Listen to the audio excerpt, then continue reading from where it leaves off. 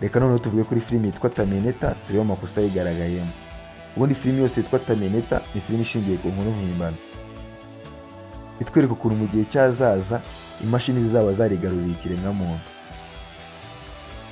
Muri iyi filimi imashini ziri ahazaza zohereza imashini ahashize kugira ngo yice umuntu uzazibangamira. Gusa nanone hakoherezwa indi mashini iza kumurinda. Muri make ni uko izi filimi ziba zimeze. Ariko uyu munsi tugiye kuvuga kuri Terminator igice cyawo cya kabiri cyitwa Judgment Day, cyakinwe na Arnold Schwarzenegger. Muri iyi filimi Arnold Schwarzenegger aba ari imashini yoherejwe kurinda umwana yitwa John Connor, biba byaravuzwe ko azarwanya imashini ahazaza. Muri iyi filimi Arnold Schwarzenegger aba yitwa T-800, ari imashini yaje kurinda John Connor. Uri kubona ko hano ari kumurinda arashwa amasansu menshi, bigatuma ijigeti yambaye ritubagurika.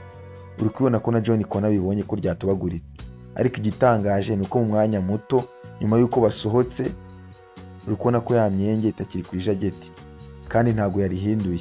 Iri ni ikosa bakoze. Iyo myenge igiye hehe? Kijageti ryari ryatubaguritse bigenze gute kugira ngo ryongere ribe rizima? Batatweretse nimba yarihinduye, barasohotse gusa bageze hanze tubona ari rizima. Ndagira ngo n'ubundi turebe iyi scene aho T-800 aba ari kugerageza kurinda Sarah Connor, abaganga bashaka kumugirira nabi.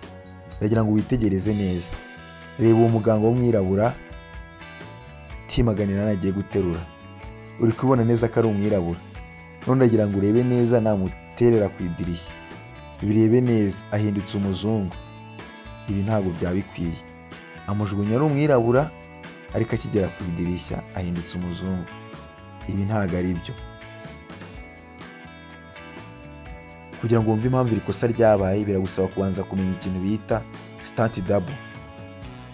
Muri filimi hari igihe bazana umuntu ku ruhande agakina scene zimwe na zimwe, bitewe n'uko babanga ko umukinnyi wa filimi yazikomerekeramo, bityo akaba atabasha gukomeza filimi. Rero no ku iyi scene ni uko byagenze. Bazanye undi mugabo aba ari ukina iyi scene, umugabo w'umuzungu. None ntabwo beditinze neza, isura y'umuzungu yaragaragaye, kandi umugabo bajugunye yari umwirabura. Iyi niyo mvano y'iri kosa. Ntabwo turarangiza. Ndagira ngo urebe iyi scene aho T-1000 ari we mashini bayoherejwe kugira ngo yice John Connor, ibiri kumwirukaho iri mu ikamyo. Ndagira ngo witegereze neza. Reba ibirahure by'iyo kamyo. Urabibona neza ko ahangaha bimenetse byose bikavamo. Ariko igitangaje urabona ko nyuma y'iminota nako y'amasegonda ibirahure byongeye bigasubiramo ari bizima. Wavuga ko bigenze gute? Iri ni ikosa bakoze. Ibirahure bya bimenetse none birongeye bibaye bizima. Iri ni ikosa. Na James Cameron director urenze w'iyi filimi iri kosa yararyemeye kandi avuga ko ryamuriye mu mutwe igihe kirekire, kugeza aho yemera kongera gusubira mu iyi filimi iri kosa akarikosora. Gusubira mu iyi filimi ntabwo ari ukongera kuyikinisha, ahubwo ni ukongera kueditinga neza iri kosa akarikosora. Gusa nubwo yayemeye iri kosa ntabwo ariryo ryonyine ryari ririmo. Andi makosa ni menshi yagaragaye muri iyi filimi. Reka nkomeze nyakubwire. Reka dukomereze n'ubundi ku iyi scene aho T-800 ariwe Arnold Schwarzenegger aho ari kurika kuri John Connor kugira ngo amurinde. Niwitegereza neza ukareba umuntu uri kuri moto urabibona ko atari Arnold Schwarzenegger.